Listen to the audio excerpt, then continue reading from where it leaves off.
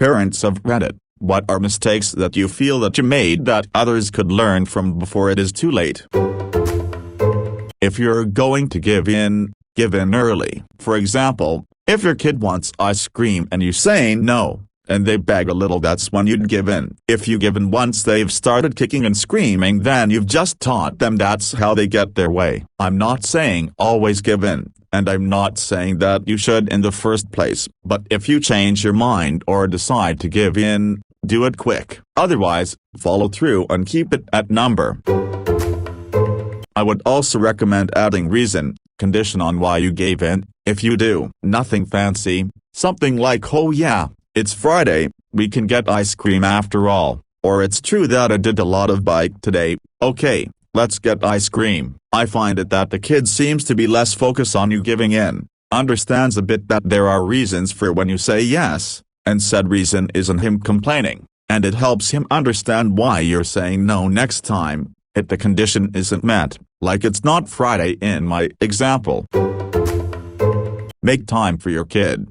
Really make time. My son is 9 now and I am lucky in that I am now able to give him the attention he deserves. When I was working myself to death, I was only home to sleep and get ready for work, and it affected him emotionally a lot. Now, he is doing better, schooling, has way less tantrums, is eating better, sleeping better, and just doing better overall. To add to this, make time for each kid individually. I'm the eldest of 4. Parents had me in their early 20s, then spaced out each other kid by 2-3 years because that was their life plan. They spent a large portion of my formative years with a lot of stressors and distractions on their plates, and expected the older kids to sort themselves out so they could deal with the younger kids and their own problems that arose from simply being young adults. Now that I'm an adult, I have a very superficial relationship with them. I love them as most people would love a parent, but there is very little connection there. I've never felt like I could open up to them or expect them to be there for me in times of need. Don't do that to your children. I truly love my dad, but every time I think about my youth, he sadly was just never available. I'd try to ask him to play with me on Sundays, cause he worked Saturdays as well, and he would always be sleeping on the couch. I can literally count out the times I played with him on 2 hands. But I've kept everything we ever built and will never throw it away. Mom was always busy in the house or with my sisters. It's been 15 years and every time I talk or think about it I will burst out in tears. When I was working myself to death, I was only home to sleep and get ready for work. Yep, same here. Finally, when my sons were 5 and 8, I just burned out with all the working, commuting, running around, constantly arranging childcare, pickups, drop-offs, and often getting home when they were getting ready for bed. While I didn't want to be a Sam, not for me. I knew I had to work less. I made arrangements with my employer for a PT schedule and it was, honestly, life-changing. I was happier. My kids were happier and my husband was so much happier because I was happier and less stressed. My kids were able to do so much more because I didn't have to worry about childcare and things got done around the house because I was working less. The best part was that I got to spend time with my own kids. Want to watch a cartoon on TV? Sure. Want to go play basketball after dinner? Sure. Want to get some ice cream? Okay. The money that I lost by going part-time has been repaid 1,000-fold by the time that I'm getting with my kids. This is something my parents didn't really do. I can't remember many family moments with my parents and now I feel quite disconnected from them, like I hardly know them. They ran and worked in a restaurant 7 days a week, so there was never any time. Plus meals were eaten alone in our rooms, not together. We never went on holiday or did things together. I had everything I needed growing up, but it would have been nice to be connected to my family. Not just that, but take care of yourself. Working hard can kill. It's probably gotten better now and people are more health conscious. Don't smoke etc. so much. However, my dad worked 80-hour weeks and corporate traveling in the 80s and went from mini strokes to heart attacks, and we completely lost every bit of savings, stocks, a lifetime of hard work to pay for round-the-clock medical care for him for over 10 years.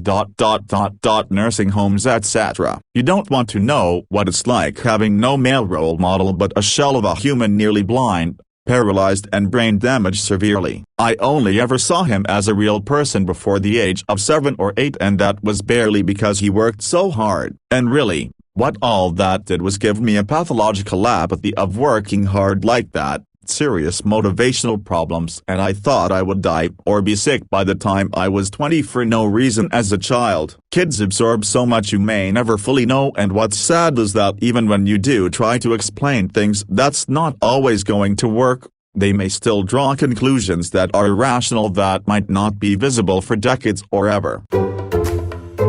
Expecting our first sometime in the next week. Thanks for reaffirming this. Had a chat with my older brother recently who has quite a few issues with my dad. His main gripe is that our dad has major inferiority issues, and as a result my brother experienced my dad not being around for him a lot, mainly because, as my bro put it, my dad didn't think he was important enough in our lives to make an effort. Now I don't know if that's true since I'm not my dad, but I too often feel inadequate and so want to guard against feeling like I don't matter to my kid. Obviously I'll be an important part of their life. I'm their dad, so I want to try my best to act like it and step up to the role. I didn't take my kid to the optometrist, doctor and dentist, yes. But I figured optometrists were for people who needed glasses. He seemed to be fine. I didn't realize there are other vision problems that may not be apparent, which are only correctable if caught early. When one eye started drifting, I took him in. Now he needs expensive vision therapy, and it may be that he's too old to fully benefit. Vision development happens in the brain as well as the eyes, and the visual system matures around age 7. I wish I'd taken him to be screened earlier. I never understood why my mom always took me even before I needed glasses. I now need glasses, contacts 24/7 to see, but I had good vision until I hit puberty. But they check for other things than just vision, which didn't click until I was about 17. Now, I grew up on a farm and still work with, have livestock. Every time I go they check for parasites and other things that animals like cats, chickens, etc. can give you. From my ex and I. Co-parent, be civil and realistic with your expectations of each other. Stop making it a competition to see who is more loved. It's not a competition, it's a cooperation. The constant battle between the two of you is not healthy for your kids. You are stuck together for the rest of this child's life whether you like it or not. Have each other's backs. Support each other. Even though you are no longer together, you are still a family to your kids. Work together to help this kid grow up normal. Wish I had this with my parents. There was a point when I was 14, and my mom tried to renegotiate custody between me and my dad, and I remember my dad sitting us down at the kitchen table and asking us, who do you want to spend more time with, me or your mom? It is a wonder I turned out to be a normal adult and not completely screwed up.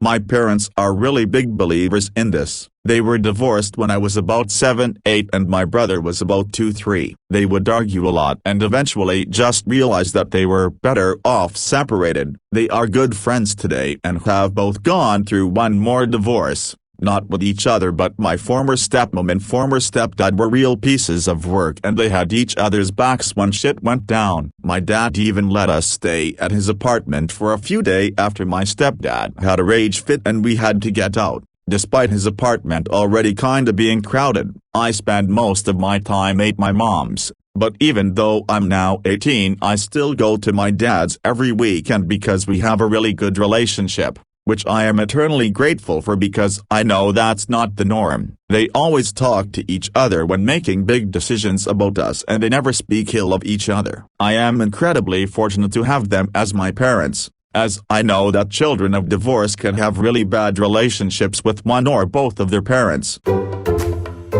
Refrain from making one person be the disciplinarian and the other the consoler. Try to share the load. You may fall into one category naturally, but there will be times that you want to be in the other role, and it will take time to transition out of the role you had, especially if you've done it a long time. This can turn into teenagers who do respect the consoler, or in the opposite, teenagers who cannot open up to the disciplinarian. It is not a hard fast rule, but my wife and I have kids that are at very different ages. For our youngest, I ask to not be the bad cop all the time, and he is much more affectionate to me than my other kids ever were. I know my other kids love me, but they will always go to me with their problems, and getting them to open up to me can be very difficult. What is worse, it is much easier for them to see me as the enemy on certain days, no matter how much work I've done to show them they can trust me. That said, I know it is difficult for my wife to get the kids to listen to her, and it is really no issue for me. Basically,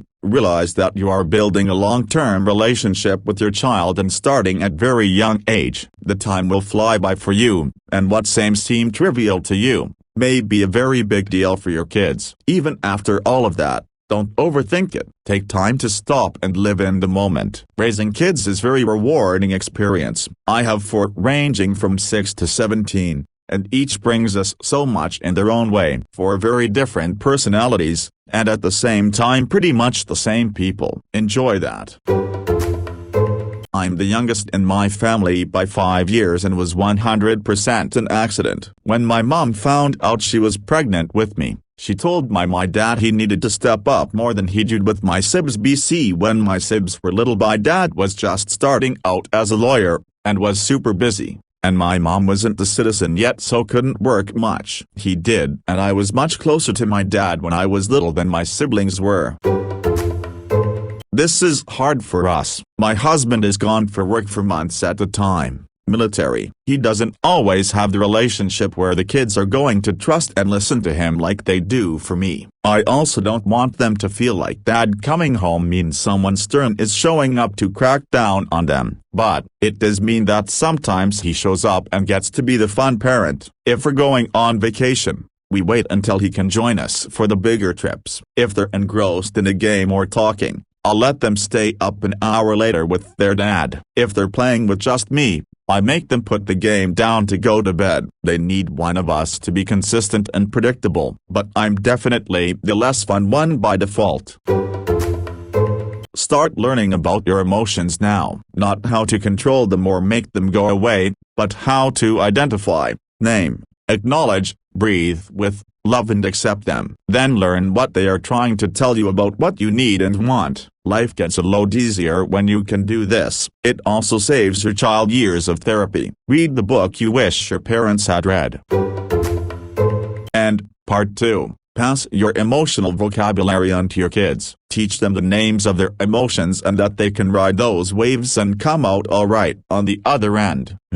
Your block tower fell over and you are so frustrated. Oh, man, that didn't work out the way you wanted. How disappointing. You're having a really hard time right now. I can see how upset you are. Emotional intelligence is, IMO, the #1 most important life skill for people of all ages. Thank you for this. We're expecting our first in the next week sometime. We're pretty private people and I suck at asking for help, though I'm working on it. It's partly COVID and not wanting people in the house, and partly pride or not wanting to be a burden. I'm still trying to figure out which, but we are actually surrounded by an amazing community and will need to be intentional about accepting help. I've always heard that but never really believed it, until recently when I had my first child. Me and my husband live in a different country than our families and are all alone. We have friends but not the kinds you can ask for such help. In normal days it is manageable, but when those growth spurts hit, it becomes unbearable for us. I really wish I can get a good 8 hours sleep one night, but seems like it won't happen. Just gotta get through it. Mine would be to familiarize yourself with psychology of family units, trauma if you have any, and general psychology. It has helped me as a parent so much. Makes navigating tough situations with your child easier when you know where they are coming from and understand your own thought process. I have stopped myself from making regretful decisions from studying psychology, and it helped me distance myself from my mother's parenting style, which was abusive and traumatic. So many things I didn't realize were extremely important to do and avoid. For infants, Buy everything at IKEA. The infant furniture, toys is ridiculously overpriced. You don't need a $200 high chair. You don't need a $500 crib. You don't need a $500 nursing chair. You don't need $150 baby carrier. Save your money and only spend it on a really good car seat. Don't agonize over the stroller, rocker, swing, baby carrier. They mostly all do the same thing and the small differences won't be noticeable when you are using it. So, I'm going to disagree with you on that one. You're going to spend a lot of time with baby shit. Buy stuff that you're not going to be annoyed at. That makes things just a little easier, and ideally is calming and not an eyesore. If you can afford it, it could be IKEA. But sometimes it's not. I spent extra so that all my baby stuff looked like normal furniture, not ugly plastic garish baby stuff that would visually stress me out and look cluttered. Making my kids be members of the Clean Plate Club. So many arguments over the dinner table, bargaining etc. for nothing, really, especially with my son, who vomits if he eats the wrong thing. Just dumb. Pick your battles. This was not a good battle to pick. It damaged my relationship with my son. Also, teenagers are a pain to wake up. Their body is on a different schedule. That's a tough one to manage. But try to ask yourself if it will matter in 2 months. It probably won't. So let it fucking go. Also, try to find a special interest with each kid. Do that thing with them. Talk about it. Make a big deal. At some point, they may lose interest as they age. That's okay. You really only have kids till they're about 13. After that, they are gone as much as possible and hanging with their friends. Their priorities change. It's natural. Just talk to them and tell them you love them and you'll always be there for them. Try to get to know their friends and make their friends comfortable in your house. Praise effort, not traits. Talk to your kid like an adult. From day one, minimize screen time as much as possible. Don't get caught up on schedules. All that does is make your kid inflexible and makes you a slave to their schedule. Don't react as if every boo-boo is a life-threatening injury. In fact, even if it's instinctual, try to hold back reactions. My experience is that kids with these types of parents don't overreact when they have a minor injury or fall. And parents who act the opposite have kids that lose their shit if they so much as scrap a knee. Edit. One more thing, the more patience you can have while letting your child learn, the faster they will learn. There's a tendency to just do things for them because you're in a hurry. But every time you do something for them, you're taking away their opportunity to learn. I had my eldest son circumcised. Aside from obvious ethical issues, he developed painful adhesions at about a year old, needed steroid treatment and eventually recovered. But it was rough. He would scream bloody murder every time he got an erection for a few months. His 4 younger brothers were left intact. Contrary to popular belief, care and cleaning of an intact baby penis is actually easier than a circumcised one, at least in my experience. And teaching them how to clean themselves when they're older is also really easy. In addition, I want to emphasize money, spending compatibility. A lot of fights post-marriage is about money, and I think it's because people don't talk about money during the dating phase, go over budget and talk about spending philosophies and what the prioritizes are when it comes to the kids. My wife and I disagree on a lot of things, but when it comes to money, especially for the kid, we are pretty well aligned. I feel you on this one. My father was a raging jackass. Stepfather was worse and more physically abusive than my father was. I absolutely swore up and down I would not be like them. Cue my son entering my life, and at about the age of 2, I finally understood where all of the adults in my life were coming from. I had 3 choices at this point. The natural choice was to behave like my fathers. It was automatic. The next choice was to explicitly not be like them. The third choice was to start from scratch about parenting and think through everything myself. I chose thinking through everything myself. I do not feel like I did a wonderful job, but I do know I killed the demon that has been haunting the males in my family for generations. My son is a normal human and not a rage monster.